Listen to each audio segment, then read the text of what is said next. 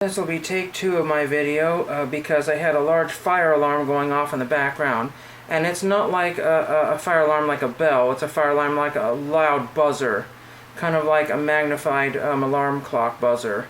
It just absolutely just jolts you out of wherever you're doing, but I think a bug ended up in the fire alarm. So we'll get to the pickups here, and I picked up another postcard album or photo album. It says Seaside, Oregon on it. It was less than $1, and somebody paid $9.99 or $9.95 for it, probably on the coast.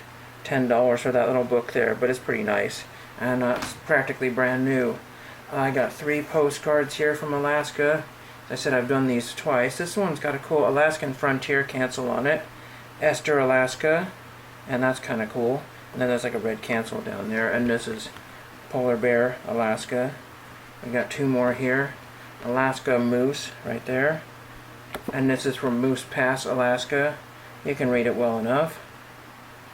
And then this is Alaska with a bear with a fish in its mouth. And this one got a little tore up on the edge here. Right there, you can't see. And this is from Crooked Creek, Alaska, so that's cool. Alright, so there's that.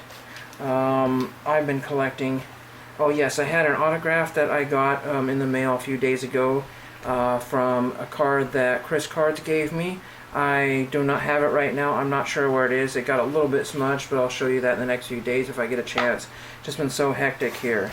I was working on Jefferson nickels a long time ago, so I decided to pick up some nickels, but lo and behold, I couldn't find my book, and the only book that I could find temporarily was the 1938 to 61 album right here, which is for hardly any of them because well, as you see, I bought $20 in nickels or exchanged $20 for $20 in nickels.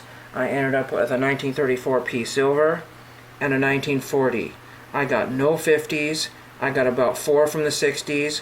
I got 22 from the 70s, and the rest were all modern nickels. So that's so weird to get 2 from the 1940s. The 1943 P is a silver war nickel, so that's worth at least $1 or something like that. I got 1 pickup here for a project that I have. One of my videos, I have a picture frame that I made. It was a display, kind of a shadow box of old travel destinations, mostly postcards, and I filled it up with a few old hotel keys. And this one's kind of cool. This is the Hyatt Chalet Motel of Medford, Oregon. I don't know when that, or if that, I think I looked on Google Maps on that address. There's a motel still there, but this one has been modified or removed. And the Hyatt Chalets were like a ski lodge type thing, an A-frame building on the front of it. And, sorry, just wanted to shut the door there. And bag sticky for some tape that was on the package there. But it's cool because it said, in Reno, it's Harold's Club, amazingly different. And there's an advertisement for Harold's Club. This key looks a little bit newer than the 1960s. I don't know if it was 80s, 70s, what have you. But that's really cool to have. And the A-frame, if you type in Hyatt Chalet, there's a website documenting many of those. There was one in Salem, Oregon that became the Tiki Lodge, and that has been since demolished 100%. I think there's a car lot there now. So this is kind of a neat piece of history here. They call it modern, what do you call it, decor. They knew the 50s decor, whatever you call that. So that's neat, and that'll go in my display there. I got some hockey cards, and some of these have already been sent off, but these are just ones I picked up because the seller said you need to get more. And it was set up where it was free shipping, but it just, and then in the bottom of the listing it says you need to buy 6 of them, not to get free shipping, but just to have any of them shipped to you. So he said you need to buy 6 or 7 more, I don't know, so I did. It was a really weird listing, but eBay took my money, and then the seller says, oh, by the way, this is the way it's got to be. So it was a weird deal, weird setup in the fine print. So buyer beware. But anyway, they were not very expensive, but I just picked cards that he had. So there's Brad Park there.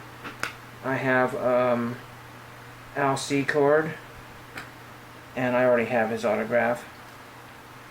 Mike Foligno. I'm not sure how well these guys are good signers. This one here is Trottier. He signed for me once or twice. I may not write him again, I don't know. Steve Casper. And this Paul McLean, I only bought it. Unfortunately, it's way off center. I only bought it because mine looked like it was stepped on 2 or 3 times. So I just picked that one to replace it, that's all. I'm not building this set or anything, it's just that I had to kind of buy more cards after I had picked the best deal all off of eBay, and they finally got here from Canada. So there's a few things I showed you, there's a few things I can't show you. This is my favorite thing here, this vintage hotel key. By the way, if you look up hotel keys on eBay, like such as this, they're usually around 10 bucks for a worthless key, and the fob is the only thing that's worth the money. However, I will say that the fob sells for about half price if the key is not there, if that makes sense. So if you find one without the key, just add a key to it. If there's a number on there or whatever, just make it look plausible, and then somebody will buy it and not worry about the key. And then of course my coin book was really weird. I got $20 worth of rolls, and all I got was 2 super ancient nickels there. I don't know if you can see that there, but very ancient nickels. And nothing from the 60s, hardly.